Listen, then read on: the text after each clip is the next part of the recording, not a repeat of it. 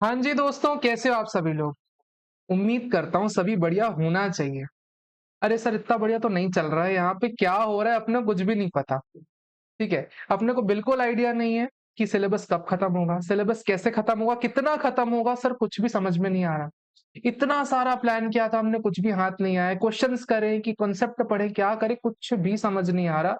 पर समझ नहीं आ रहा कल का पेपर कैसे जाने वाला है। मैं तुमको एक बात बताऊं, तुम ना अगर एक prospective all India rank one holder होगे ना तो भी परेशान हो रहे होगे।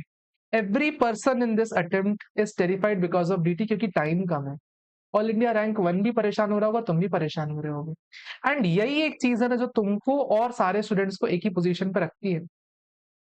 सबके पास कम टाइम है, सबके पास उतना ही सिलेबस है करने के लिए, और सबके पास उतनी ही स्किल्स है करने के लिए। ठीक है, तो तुम सभी एक ही पोजीशन पे हो। यहाँ पे ना जो एक दूसरे को आगे बढ़ाता है वो है तुम्हारा टेम्परामेंट। देखो, ऐसा तो है नहीं कि तुमने पहले कोई पढ़ाई नहीं की, तुमने पहले पढ़ चुके हो अच्छे से।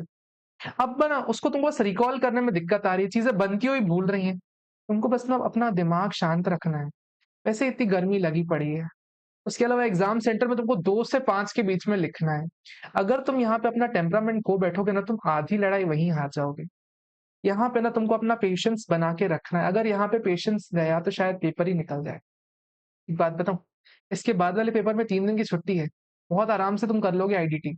आईबीएस में क्रैमिंग है, क्रैमिंग बिल्कुल भी नहीं है, सिर्फ तुमको ओपन बुक देना है तो आराम से वो भी कर लोगे। सिर्फ कल का दिन तुमको संभालना है। उसी चीज के लिए ना मैं तुम्हारे सामने लेके आ गया हूँ लास्ट डे की प्लानिंग कैसे करनी है, और एक लास्ट रिजॉर्ट प्लान कि तुमको क्या पढ़ के जाना है। क्या लास्ट रिजॉर्ट प्लान है, इसकी ढंग से अभी तक पढ़ाई नहीं, वो क्या करे। इसको सुन के चले जाओ, आराम सब कुछ अच्छा हो जाएगा। सबसे पहले, जब भी आप पेपर में रीडिंग टाइम के लिए बैठोगे ना, आपको ध्यान देना है। रीडिंग टाइम में सबसे पहला काम करना है सिलेक्शन ऑफ क्वेश्चन। पता है सर आपको, ये सबको अच्छे से पता है सिलेक्शन ऑफ क्वेश्चन करना है अपने को। मैं कहता हूँ तुमको सारे क्वेश्चन रीड नहीं करने हैं।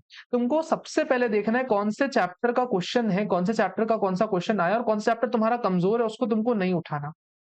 क्या इतनी बात आपको समझ में आती है? जितने भी क्वेश्चंस का रिक्वायर्ड पार्ट है ना, पहले वो पढ़ोगे। रिक्वायर्ड पार्ट में चीजें अंडरलाइन करोगे कि क्या टोटल इनकम मांग रहा है आपसे, क्या टैक्स कैलकुलेशन मांग रहा है, क्या न्यू टैक्स रिजीम्स के अकॉर्डिंग मांग रहा है, या फिर आपके ऊपर कैसे कैसे चीजों से वो क्या मांग रहा है, वो चीजें आप अंडरलाइन कर लोगे रीडिंग टाइम में। अगर टाइम बचता है आपके पास रीडिंग में, तो आप छोटे छोटे जो क्वेश्चन रहते हैं ना, फॉर एग्जाम्पल वेब्स का कोई क्वेश्चन उसके 5 पॉइंट है तो क्वेश्चन पेपर में लिख देना। अगर एग्जामिनर पूछता है तो इरेज करके सॉरी बोल देना, उससे ज्यादा कुछ दिक्कत नहीं है आपको, लेकिन वो चीज आप रीडिंग टाइम में कर लोगे। एक क्वेश्चन को आपको अच्छे से एलिमिनेट करना है। कहती बात आपको समझ में आती है? ठीक है सर। उसके बाद जैसे ही अपने पास 2 बज गए, टिक टिक टिक टिक चालू हो गया आपका टाइमिंग। आपको कोशिश करनी एमसीक्यूज पे फोकस करने की। एमसीक्यूज पीछे से स्टार्ट करोगे आप अगर 2 क्वेश्चन के बाद एमसीक्यू अटेम्प्ट करना चाहते हो तो भी कोई दिक्कत नहीं, स्टार्टिंग में अटेम्प्ट करना चाहते हो तो भी कोई दिक्कत नहीं। वो पूरी तरह से आपका कॉल है, आपका चौथा पेपर, आप अच्छे समझते हो आपको कैसे एमसीक्यू अटेम्प्ट करने। आपको जैसे करना है कोई दिक्कत नहीं, लेकिन एमसीक्यू में ना आपको टाइम ऐसा नहीं होना चाहिए कि आधा घंटे से आप 50 मिनट ले जाओ सीधे सीधे इसको। आपको टाइम लिमिटेशन का ध्यान देते हुए एमसीक्यू को लेके चलना है। और इसको लास्ट में तो कतई नहीं करना, इस चीज का बिल्कुल ध्यान देना। अच्छा, एमसीक्यू स्टार्ट करो भी ना तो पीछे से स्टार्ट करना, क्योंकि छोटे छोटे एमसीक्यू रहते हैं ना, हो सकता है वो जल्दी बन जाए तुमसे, तुम्हारे अंदर एक अलग कॉन्फिडेंस आ जाएगा। ठीक है, क्या इतनी बातें आपको समझ में आती हैं? बिल्कुल सर, समझ में आती हैं। एक लास्ट चीज जो मेरी पर्सनल टिप रहती है ना, मैं खुद भी फॉलो करता था, तुमको बोलूंगा।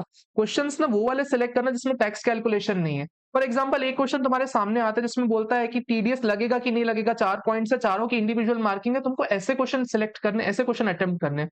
एक पॉइंट गलत भी हो गया तुम्हारा, 1 नंबर 2 नंबर कटेगा, लेकिन बाकी नंबर तुम्हारे सिक्योर हो जाएंगे। लेकिन जहां टैक्स कैलकुलेशन इन्वॉल्व हो जाती है ना, जहां टैक्स कैलकुलेशन इन्वॉल्व हो जाती है ना, वो क्वेश्चन में अगर एक छोटी सी भी गलती और आपका टोटल टैक्स गलत हो गया ना, तो आपके आधे नंबर वहीं कट जाएंगे और आपका टाइम भी पूरा वेस्ट हो जाएगा। तो आप ध्यान से क्वेश्चंस का सिलेक्शन ऐसा करना जिसमें टैक्स कैलकुलेशन कम से कम अवॉइड कर सको, आप वो करना। सर लेकिन मैंडेटरी क्वेश्चन है पीजीबीपी, वो कैसे करेंगे? उसके लिए एक प्रो टिप बता रहा हूँ। रीडिंग टाइम में मत देखना पीजीबीपी क्वेश्चन, कहीं से कहीं पीजीबीपी क्वेश्चन आपको देखना ही नहीं है। आपको देखना है वो 4:20 पे, 4:20 पे पीजीबीपी का क्वेश्चन देखना है कि आखिर क्या मांग रहा है आपसे। आपको 4:20 तक अपना पूरा पेपर कंप्लीट करना है। आपको 86 मार्क्स का अटेम्प्ट करना है, सारे एमसीक्यू, सारे 4 क्वेश्चन आपको अटेम्प्ट करने हैं। उसके बाद आप 4:20 पे पीजीबीपी करने बैठोगे, 40 मिनट के अंदर आप पीजीबीपी कंप्लीट कर लोगे। आपको कोई भी प्रेशर लेके नहीं बैठना है। हो सकता है आपको क्वेश्चन बनता, हो सकता है आपको सारे एडजस्टमेंट बनते हो, लेकिन जल्दी जल्दी में ना पीजीबीपी गलत हो जाता है।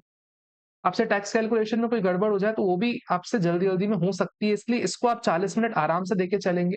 जितना टाइम एडजस्टमेंट होगा पीजीबीपी में ही करेंगे आप, किसी और चीज में टाइम एडजस्टमेंट आप नहीं करने वाले।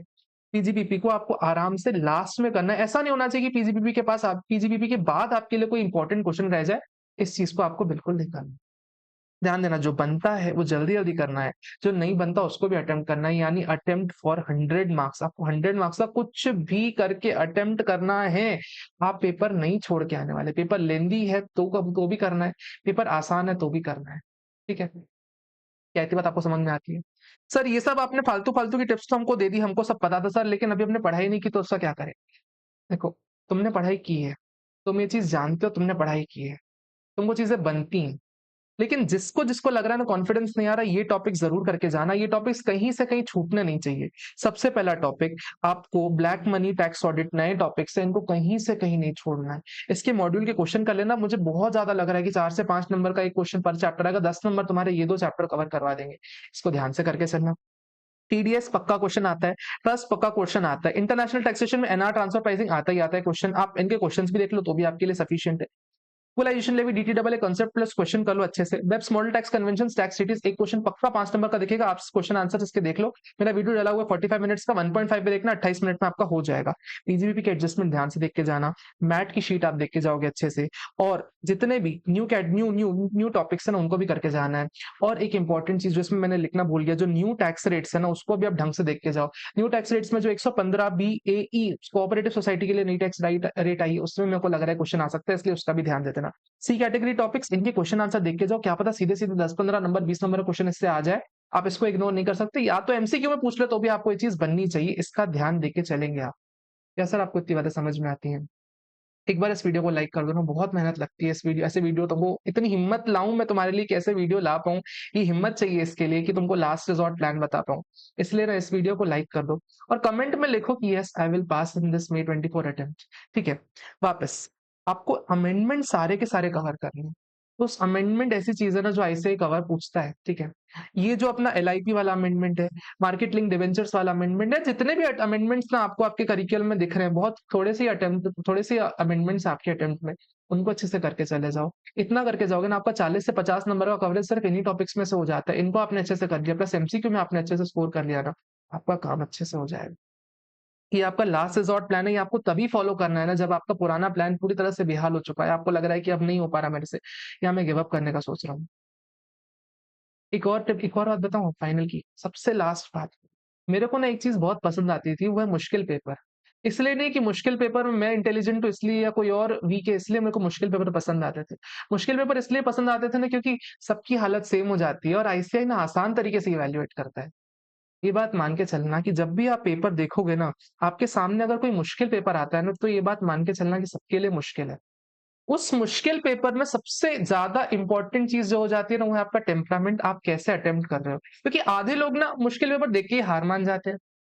तो आपको अपना टेम्परामेंट अगर आपने संभाल लिया ना, तो आप आधे लोगों से पहले ही आगे चले जाओ। अगर मुश्किल पेपर आए ना, याद रखना, खुदा ना खास्ता अगर मुश्किल पेपर आता है ना, तो ध्यान देना आपको टेम्परामेंट संभालना है अपना। जितना बनता है पहले वो पूरा अटेम्प्ट कर लो, जितना नहीं बनता उसको जिस तरह से अटेम्प्ट कर लो, लेकिन अटेम्प्ट करके आना। अगर आसान पेपर आता है तो अपनी तो वैसे ही बल्ले बल्ले, इज्जत से अटेम्प्ट करना। ध्यान देना, आसान पेपर के लिए मैं टिप दे रहा हूँ तुमको ध्यान से, अगर आसान पेपर आता है ना तो रिलैक्स होके करना, रिलैक्स होके करना। अगर रिलैक्स नहीं होगा ना, तो मैं सिंपल कैलकुलेशन हो सकता है गलत हो जाए, जहां 10 नंबर मिलने चाहिए शायद 3 या 4 नंबर ही मिले, इस चीज का ध्यान देना। सिंपल पेपर में ज्यादा सावधान रहना है तुमको, ये मेरी सबसे इंपॉर्टेंट टिप है, इसको फॉलो करके चलना। एक और चीज, जितने भी आप आंसर सॉल्व करो ना, उनके नोट्स भी देते हुए जाना। लास्ट में, सबसे लास्ट में, जो भी स्टूडेंट सोच रहा है ना कि सर मैं थक गया, अब मेरे से नहीं हो रहा, अब मेरे से नहीं हो रहा, मेरे को छोड़ने का मन कर रहा है, सर डीटी अगले अटेम्प्ट में दे लूंगा, मेरे पास टाइम बच जाएगा, ग्रुप 1 हो चुका है, आईडीटी आईबीएस अभी एग्जामिशन के लिए ट्राई कर लेता हूँ, मैं बता रहा हूँ बिल्कुल ये विचार हटा दो। ठीक है, सिर्फ 24 घंटे से भी कम में ना तुम्हारी टेंशन पूरी खत्म हो जाएगी, पेपर खत्म हो चुका होगा। 24 घंटे के लिए ना सिर्फ सब्जेक्ट में जान डाल दो। सिर्फ 24 घंटे जान मांग रहा है तुमसे सब्जेक्ट, 24 घंटे भी नहीं बचे, रात के 9:30 बजे हुए हैं अभी। 24 घंटे भी तुमको जान नहीं देनी, तुमको बस अच्छे से पढ़ के जाना है, टेम्परामेंट रख के पेपर अटेम्प्ट करना है। ठीक है, जैसा भी बने अटेम्प्ट करके आना है। तुमको पैनिक नहीं करना, जहां तुम पैनिक कर जाओगे ना वहां तुम हार मान जाओगे। और ऐसे बहुत लोग होंगे जो पैनिक कर जाएंगे, तुमको उनसे आगे जाना है, तुम पैनिक नहीं करके भी ना उनसे आगे चले जाओगे। और रिजल्ट 10% ही रहता है, कि डीटी आपके 10% इधर होगे या उधर जाओगे आपको डिसाइड करवा देगा।